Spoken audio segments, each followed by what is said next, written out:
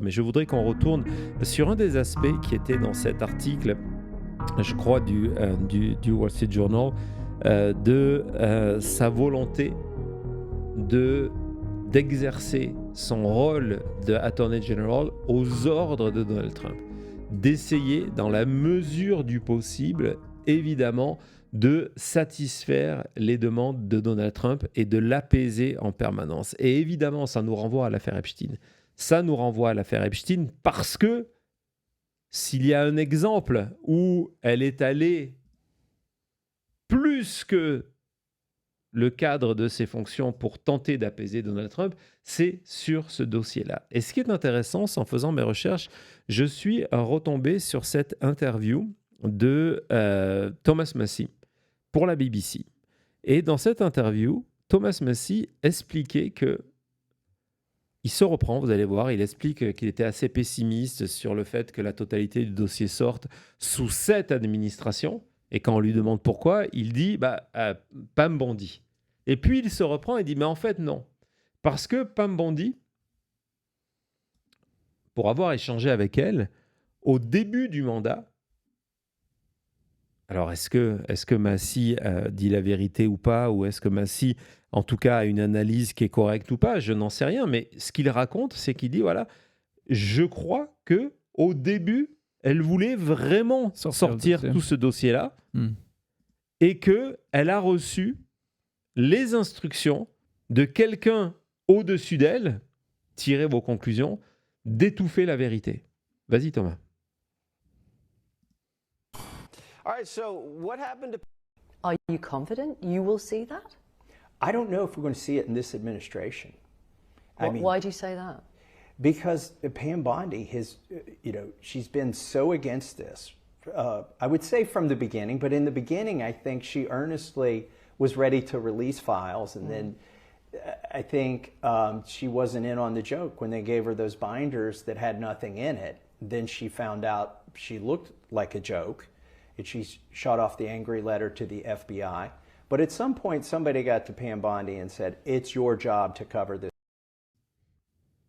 Voilà, c'est votre boulot d'empêcher que le dossier sorte. Donc évidemment, ça a été un des facteurs, c'est pas le seul, on en a parlé. Et tiens, tant qu'on est à Thomas Massie, Thomas, je voudrais qu'on aille écouter Ro Khanna, qui était ce matin sur les médias américains, hier soir et ce matin, pour justement revenir sur les conséquences, mais les conséquences pour le prochain. Thomas Massie a fait un tweet justement sur ce sujet-là pour souhaiter bienvenue de manière, on va le voir dans le dossier Blanche, de manière provisoire à Blanche, en lui rappelant que, regardez, félicitations, Attorney General Blanche, maintenant, à partir de maintenant, le compteur tourne, vous avez 30 jours pour rendre public le reste du dossier avant de devenir, comme les Pam Bondi, c'est pour ça que ça ne va pas s'arrêter là, avant de devenir responsable en termes criminels de cette volonté, de cet échec à ne pas suivre la loi. Voilà, c'est une manière de dire bienvenue. Mais justement, on va écouter Ro Khanna qui dit quelque chose d'intéressant. Il dit la grosse différence entre le moment où Pam Bondi, qui avait été confirmé par le Sénat, parce que vous le rappelez, le processus, c'est que Donald Trump va choisir un candidat et ensuite, ce candidat ou cette candidate, pour devenir, que ce soit Jeanine Pirro ou d'autres, pour devenir, ou pourquoi pas Todd Blanche, même si je vais vous expliquer dans quelques secondes pourquoi, à mon avis, ça ne sera pas lui et pourquoi il a échoué son oral hier sur Fox News, on va voir ça. Mais l'idée, c'est qu'après, on doit passer devant le Sénat.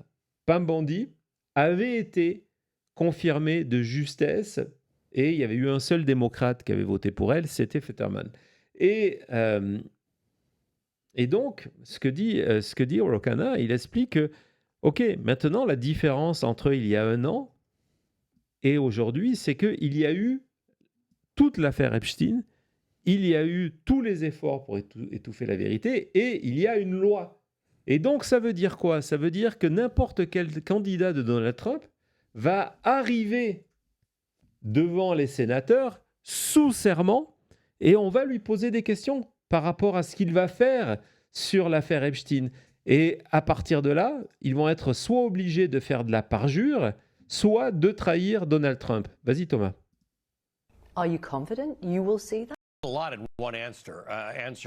The Department of Justice has released all the files related to the Epstein saga. You're closer to this issue than I am. I don't believe that to be true.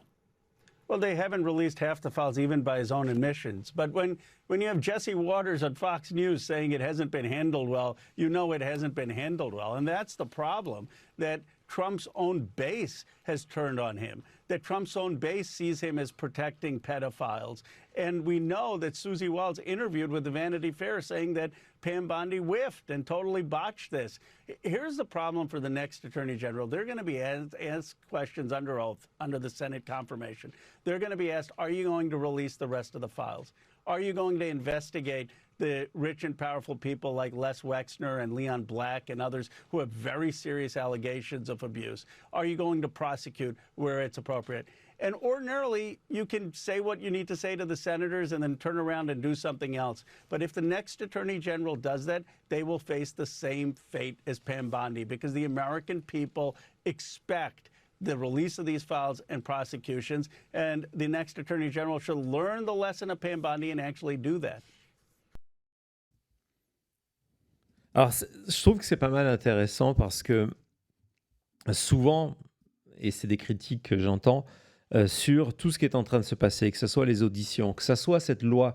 Déjà, j'ai un souvenir, et je sais que c'est pareil ici dans le chat, un souvenir formidable d'avoir vécu avec vous le vote pour justement avoir cette loi pour les documents, le Transparency Act lié à l'affaire Epstein. Mais au-delà de ça, il y a toujours, et c'est respectable, et je le comprends, des personnes qui vont dire oui, mais finalement, il ne se passe pas grand-chose, etc. Et vous voyez comment ce n'est pas le cas, parce qu'on a créé désormais un cadre juridique qui fait que les manœuvres pour Donald Trump sont vraiment limitées. Elles sont vraiment limitées. Aujourd'hui, on vous parle de poursuite. On vous rappelle que, écoutez, si le prochain Attorney General ne suit pas la loi, il a 30 jours pour le faire. S'il ne le fait pas, il peut y avoir des poursuites contre lui. Évidemment, il y a une nouvelle majorité qui arrive. Ça rendra les choses plus faciles. Et au-delà de ça, imaginez, et évidemment, on vous fera vivre ces moments en direct, parce que c'est évident que quel que soit le prochain candidat pour devenir Attorney General, pour devenir ministre de la Justice, il va devoir faire face à ces questions. Et ces questions seront basées sur un précédent. Il y a désormais un précédent et il y a désormais un cadre légal. Donc ça va faire une situation qui est complètement explosive. En plus, en se demandant ce que vont faire certains élus républicains qui savent que l'affaire Epstein continue à handicaper Donald Trump et les républicains, on va y revenir, mais ils savent aussi qu'il y a des élections qui arrivent dans quelques mois, en novembre prochain, et comment on se positionne par rapport à ça. Comme certains qui étaient opposés à venir apporter leur soutien à cette loi ont réussi à convaincre Mike Johnson et Trump, dire non, il faut qu'on vote tous, parce que sinon on va se faire haïr par nos électeurs. Et au-delà de ça, il y a déjà des élus et des sénateurs comme Tillis, par exemple, qui partent à la retraite parce qu'ils se sont opposés à Donald Trump, soyons clairs, en novembre prochain, et qui ont décidé d'être une force de résistance en attendant. Et Tillis, ce matin, a annoncé quoi ? Parce que dans la liste des candidats préférés Donald Trump, il y en a plusieurs qui remettent en doute les résultats de l'élection de 2020. Il y en a plusieurs qui remettent en doute la vérité du 6 janvier.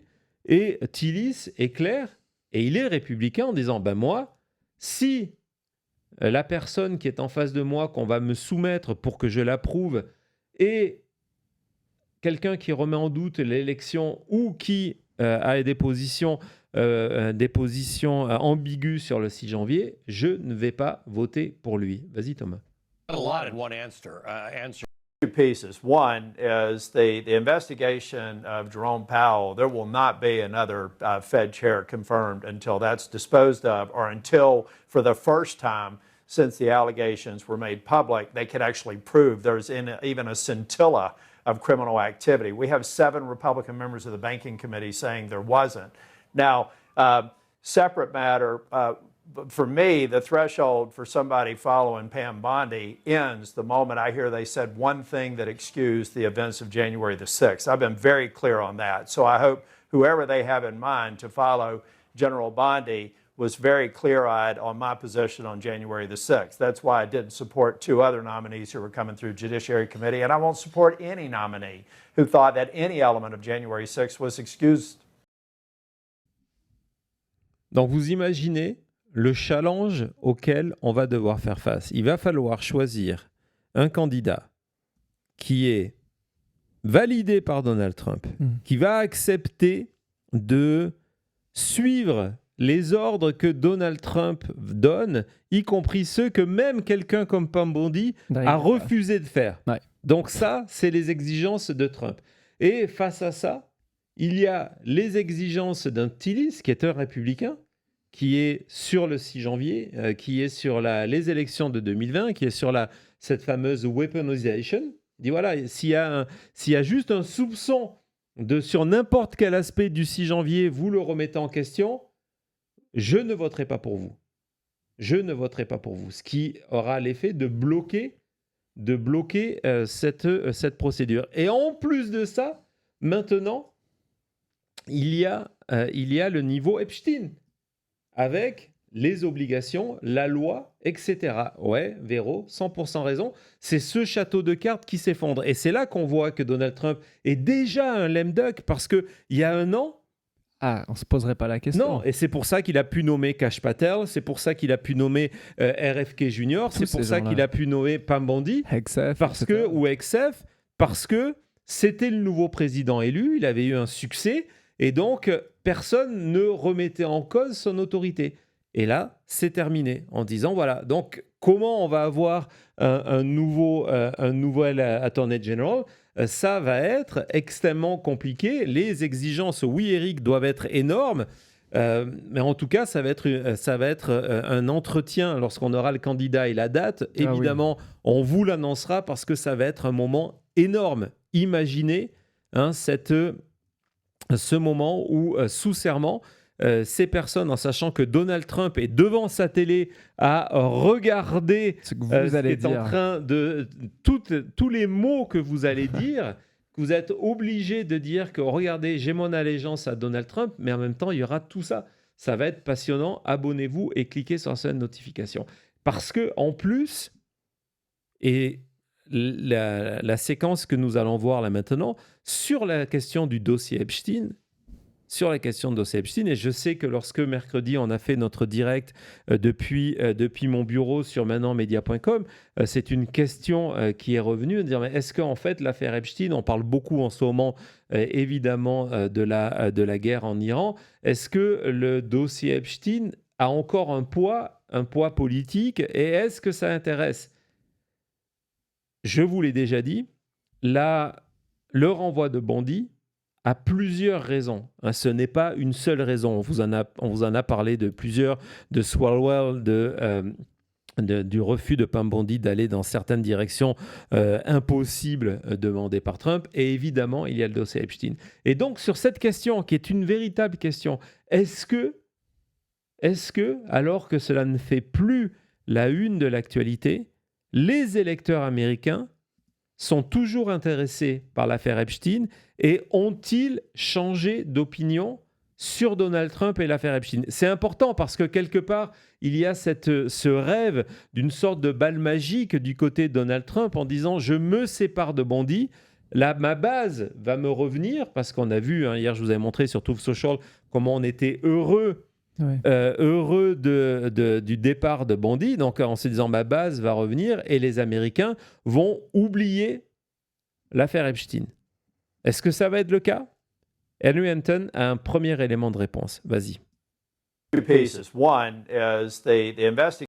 Yeah, the American people are saying, thank God Pam Bondi is gone. She wore on them like an in-law who stayed too late past Christmas vacation. I mean, just take a look here.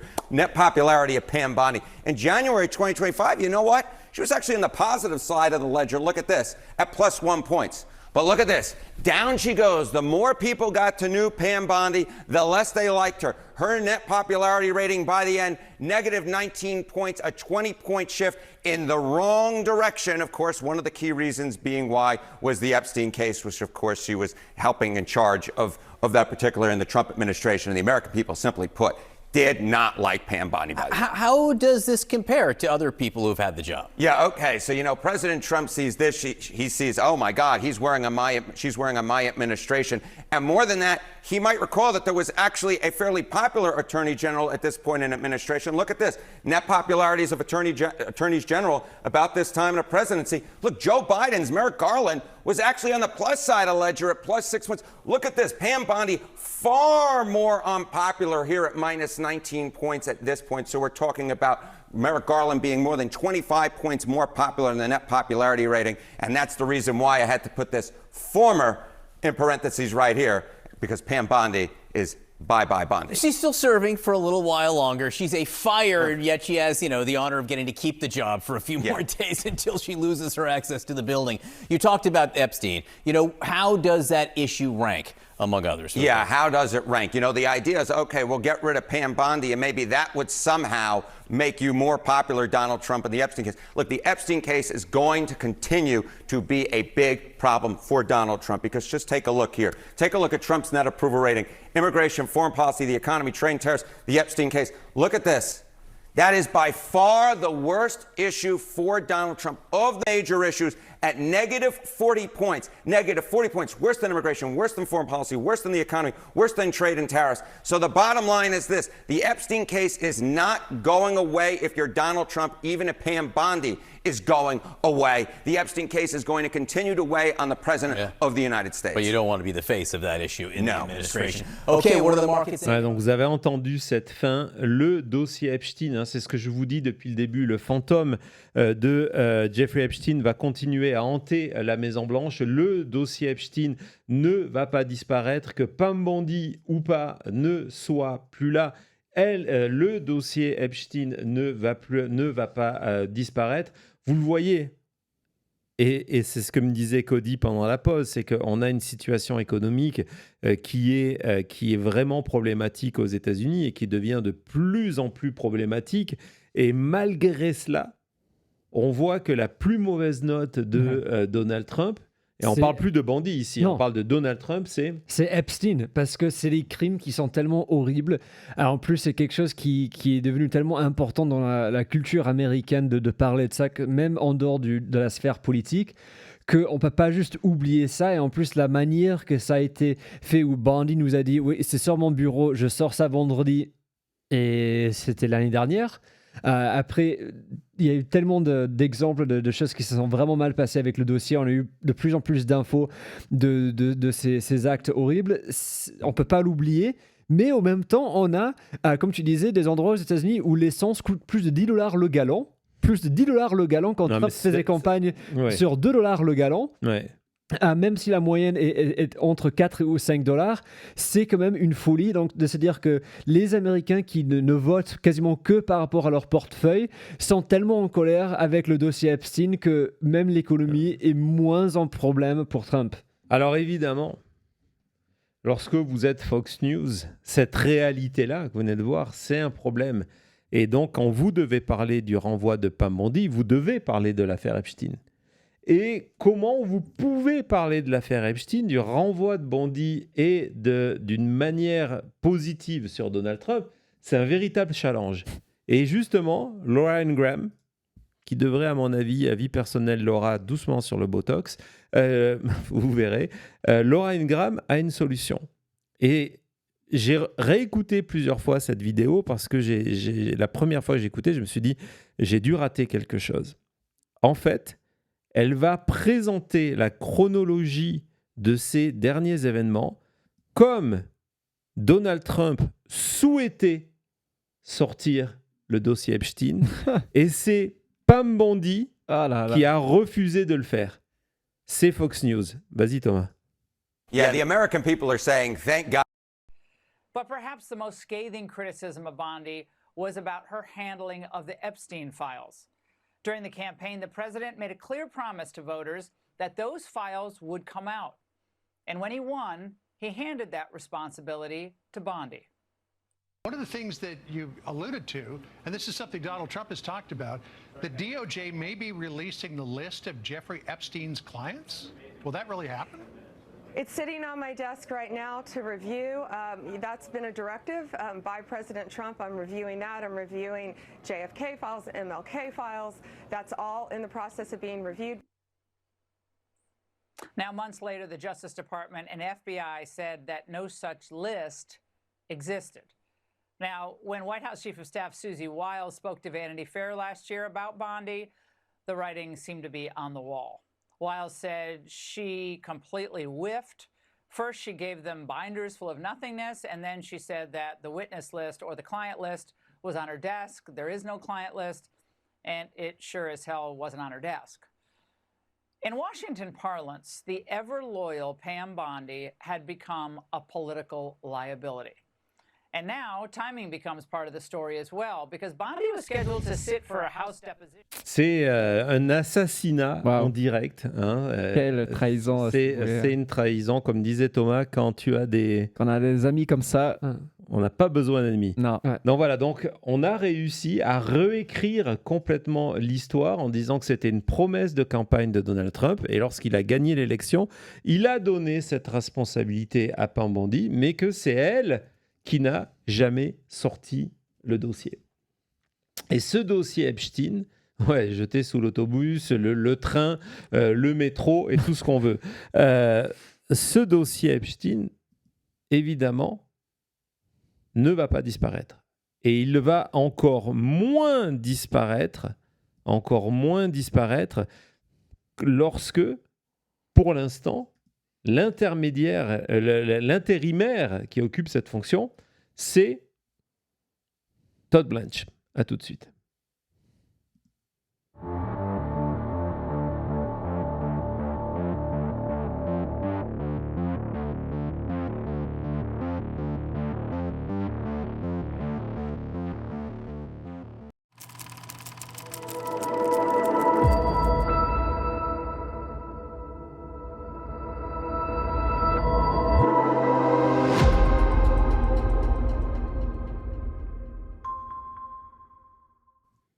J'ai mal au dos, je sais pas pourquoi, mais j'ai vraiment mal au dos là. En tout cas, bonsoir, merci beaucoup. C'est pas Bondi qui... à tout le monde qui est là avec nous pour le grand ménage de Donald Trump. Merci beaucoup à tout le monde qui est là avec nous. Merci pour votre soutien. Je vois que nous sommes quasiment à 1200 pouces. C'est formidable. Merci beaucoup. Merci beaucoup à Raraya qui était hyper présente ce soir avec super sticker, avec 5 cadeaux dans le chat. Donc merci. Et se demandant si c'est mauvais de se réjouir du malheur de certains autres. Mais quand on voit qui c'est ces autres personnes, je trouve que c'est pas vraiment un problème. Il faut garder l'espoir. Il faut un peu fêter ça. Elle mérite tout ça, Pam Bondi. Et merci beaucoup à Christian, qui est un Québécois qui habite ici aux États-Unis et nous parle que ses amis trumpistes qui à un moment étaient là avec la trompette sur le 51e état, le concert rideau. Voilà, il n'y a plus de concerto. Merci. On voit moins de casquettes MAGA en ce moment aussi en public. Hein. Ah oui, c'est vrai. Hein. C'est vraiment, j'y pense en permanence. Y compris chez notre voisin. Chez notre voisin et même voilà, juste en public. Je ne sais pas c'est quand la dernière fois que j'ai vu une casquette MAGA. C'est vrai. Ça fait longtemps. Ça fait longtemps et ça fait plaisir. Ouais. En tout cas, par contre, il faudra qu'on vous explique. On a vu un t-shirt de fou avec Cody à la salle de sport il y a quelques soirs. Oui. On a vu un t-shirt QAnon. Where we go one, we go all. Donc ça existe toujours, mais bon. Il y en a quelques-uns. Voilà. Il y en a. En tout cas, merci beaucoup à Phil. Merci Phil d'être all in comme toujours et merci beaucoup pour ton cadeau de permettre à quelqu'un de rejoindre la team Maintenant Média, les emojis, les avons maintenant et peut-être bientôt quelque chose d'autre. Merci, voilà, c'est le nouvel emoji. C'est le Trump Titanic qui coule et aujourd'hui, quelle belle journée. Le clown Trump, Google premier, Google le clown. Merci et voilà, cet emoji aussi, la casquette qui brûle.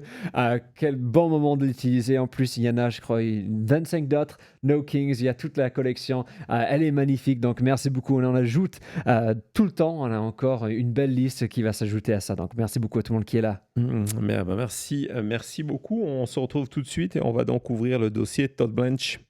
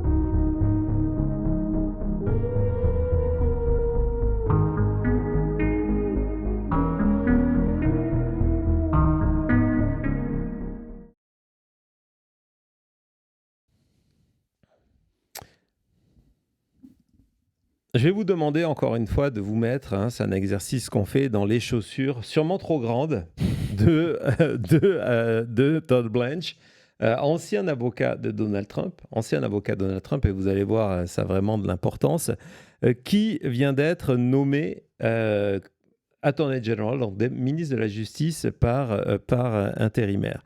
Et ce qui est intéressant, c'est que donc il décide d'aller apporter la bonne et la sainte parole du côté de Fox News, de Jesse Waters. Donc on est en plein horaire prime time du côté de Fox News. On sait depuis qu'il fait partie de la liste des 2 ou 3 noms que Donald Trump a en tête pour rester.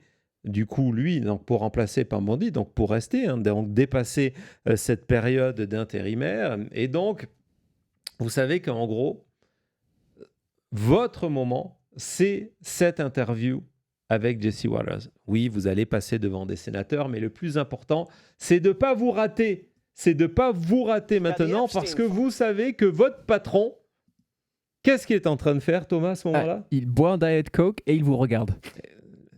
Merci, je voulais vraiment que tu te dises ça. En plus, c'est parfait. Donc, il boit son Diet Coke et il vous regarde. Et donc, évidemment, vous devez faire attention à tous vos mots. Et comment dire ?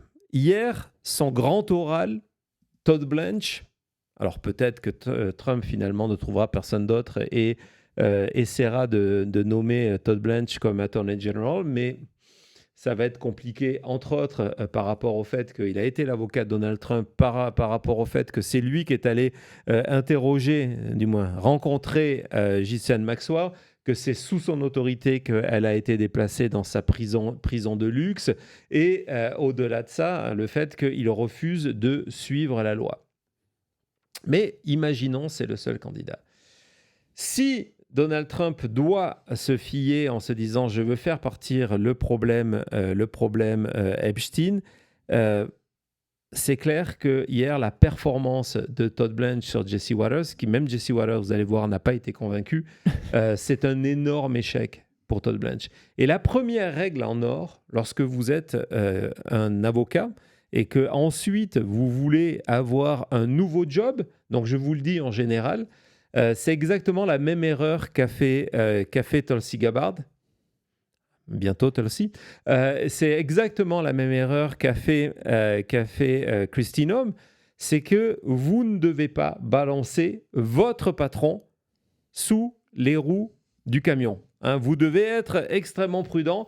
S'il y a une balle qui est tirée, c'est vous qui la prenez. Ouais. C'est pas lui. Avec le sourire. Et donc, qu'est-ce que ça veut dire? Ça veut dire que lorsque vous avez été l'avocat de Donald Trump dans des procès que vous avez perdus pour lui, parce que c'est la réalité du passage judiciaire de Todd Blanche comme avocat de Donald Trump, c'est qu'il a perdu les procès. Votre boulot, c'est de ne pas parler de ces procès, de ne pas parler que vous avez perdu et de surtout pas remettre en tête des spectateurs américains de Fox News que Donald Trump est un convicted felon Coupable. et qu'il a été reconnu coupable 34 fois. Non, mais jamais tu dis ça à Fox News. Et pourtant, le fusible Blanche, c'est ce qu'il a fait. Vas-y, Thomas. But perhaps the most scathing. I mean, you get the anger. I mean, what Biden and Obama did to this president, you understand there's a lot of anger about that, right? Not only do I understand, I lived it, Jesse. You don't forget, I was on your show the night 2 years ago, the night that President Trump was found guilty in Manhattan in the middle of the lawfare. So I do not need any kind. I had a firsthand accounting of what happened, and so yes, I understand it. The American people understand it, and I know that the American people expect that it will never happen again, and we take that seriously. Yeah, you fought that case hard. You absolutely did. Oh, mais je sais pas, vous imaginez le truc. Le gars est en direct, Trump est en train de le regarder et il vient de rappeler au monde, au public, aux électeurs de Donald Trump, aux spectateurs de Fox News, ouais, j'étais là en direct, vous savez, le soir où... Et là, il dit le mot qu'il faut pas dire. Found guilty. Ouais. Quel imbécile. Alors là, vraiment... et pour une fois, je parle pas de Jesse Waters, c'est ça le plus fou. Non, il y a Jesse Waters qui fait de son mieux d'activer de la télépathie pour dire à Todd Blanche de la fermer. Parce que là, c'est vraiment incroyable la réaction de Jesse Waters qui est en mode statue, de dire non, il a pas fait. Ouais, il l'a fait. Il l'a fait. Il l'a fait. Il l'a fait. Il a rappelé que Donald Trump a été found guilty. Ce qui nous amène, Thomas, si tu peux partir 2 secondes sur Maintenant Média. Je vous ai partagé, alors tous les jours, si vous nous souvenez sur Maintenant Média, tous les jours ou presque, il y a le même du jour que je vous partage. Et aujourd'hui, j'en ai partagé un. Je m'en suis voulu de ne pas y avoir pensé avant, que vraiment, j'adore. Voilà, donc c'est assez bien vu, hein, comment ça doit être pas mal gênant d'être le ministre de la Justice et d'être viré par quelqu'un qui a été reconnu coupable. Vu comme ça, c'est la base. Ça pique. Hein. Ouais. Vu comme ça pique. C'est comme se faire arrêter si t'es policier par un meurtrier. Ouais. C'est à peu près le même niveau. C'est à peu près le même niveau. Ça fait mal. Ça fait vraiment mal. Donc là, déjà, vous le savez que vous imaginez Donald Trump, son Diet Coke qu'il a balancé. Oui. Il a pris son ketchup et vous savez qu'il y a une grosse tache sur le mur. On l'appelle la tache blanche, même si elle est rouge. Et donc, à partir de là, l'interview, le grand oral de Todd Blanche va passer de c'est nul à c'est pire.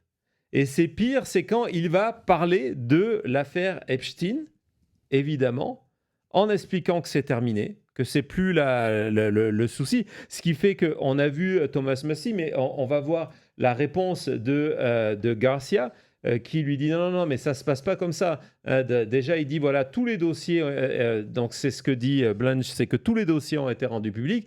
Et donc Robert Garcia dit non, il n'y a même pas 50% qui ont été rendus publics. C'est illégal. Et Blanche peut dire et peut penser que l'affaire Epstein est terminée. C'est pas le cas. Et le problème de Blanche, c'est que à chaque intervention, qu'il vienne parler de tout et de n'importe quoi, il va y avoir à un moment une question Epstein. Et lorsqu'il apparaît à l'écran, c'est Epstein et c'est Donald Trump coupable. Et vous allez voir que même lorsqu'à la fin, et c'est Jesse Waters qui est là pour lui servir le plat. Faire des softballs, là. C'est pas une interview piège. On a décidé de demander à Todd Blanche qui va remplacer Pam Bondi, de venir essayer de dire que non, finalement, c'est une bonne nouvelle ce départ. Elle a des bonnes opportunités dans le privé. C'est une patriote. Donald Trump l'adore. On est copains comme cochons. C'est vraiment le truc. Et quand à la fin, il lui parle de l'affaire Epstein, alors là, vous allez voir, c'est plus il est dans la choucroute, je sais plus où il est. Vas-y, Thomas. Mention the war. Now, you get the anger. I mean, what redacted, unredacted that they want. And so I think that to the extent that the Epstein files was a part of the past year of this Justice Department, it should not be a part of anything going forward. Okay, well, I mean, you've combed through these files, right? Who was Epstein spying for? Look, everything, I don't know that he was spying for anybody. Nobody's ever said that. No? You don't think he might have been a spy for a foreign country? I have no idea if he was a spy. All I know is that we don't have any evidence in the Epstein files that the FBI collected over 15 years that suggests that, Jesse. I don't know. I wasn't part of the original prosecution team. Neither was Attorney General Bondi. And I can tell you this, there's only one president that's held Mr. Epstein accountable, and that's Donald J. Trump. During his first administration, that was the administration that prosecuted him, and during this administration, it's the administration that's been totally transparent and released all the files. And no matter how much criticism people want to make about the Epstein files, that is indisputable. It's undisputable that nobody talked about the Epstein files for 4 years during Biden, 4 years. And so when President Trump said, let's release the Epstein files, and the law was passed that allowed us to legally do it, we did it. Okay, I'm not sure you totally get what people feel about that, but I want to move on.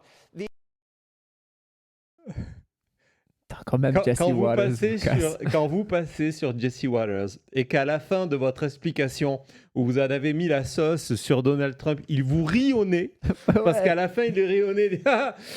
Comment dire, mon gars, je suis pas certain que tu comprennes bien la situation, parce que là il est en train de lui dire que nous on n'attendait qu'une seule chose, c'était qu'il y ait une loi qui passe, quand on sait tous les efforts pour avoir empêché cette loi. Non, mais on attendait que la loi passe, et puis là, une fois que la loi est passée, on a tout sorti. Et là, Jesse Waters, quel naïf, lui. Ta carrière est finie, c'est terminé. Allez, circule. Passons à autre chose, mon gars. Allez, tu vas t'amuser avec tes allumettes, toi. Exactement. Donc, je vous dis, sauf si Donald Trump n'a pas d'autre option, Todd Blanche ne sera pas le prochain Attorney General. Il a bombe son entretien, son entretien d'embauche. C'est certain, Donald Trump a dû exploser. Et donc, on va regarder ce dernier clip qui a été ce montage formidable fait par The Bulwark, inspiré par la nuit des Oscars et sa fameuse séquence In Memoriam. Donc, pour rendre hommage aux acteurs, réalisateurs, scénaristes et gens du métier qui ont disparu dans l'année. Donc, In Memoriam de The Bulwark. Todd Blanche, il n'y est pas encore, mais après hier, il aura bientôt sa place. À tout de suite. Redacted, unredacted that they want.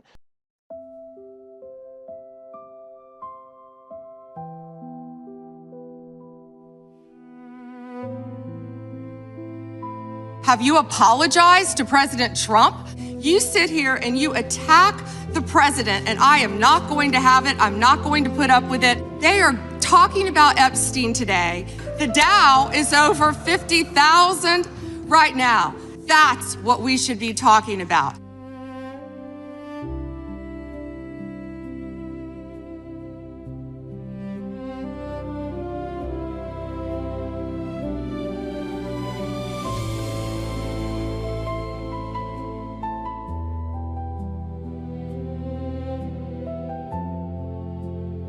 So, Secretary Noem, at any time during your tenure as Director of Department of Homeland Security, have you had sexual relations with Corey Lewandowski? Mr. Chairman, I am shocked that we're going down and peddling tabloid garbage in this committee today. Reclaiming and my ma'am, time. one thing that I would tell you is that he is a special government employee who works for the White House.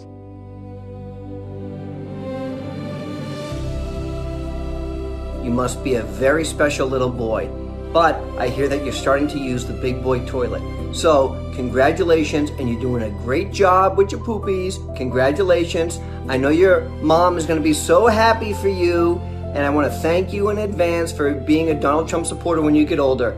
All the best from your daddy, Papa Dickie.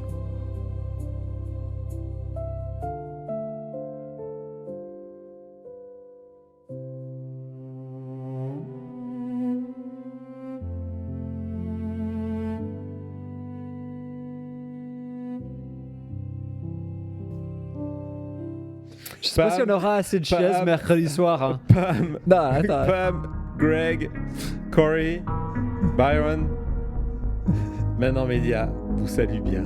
À tout de suite.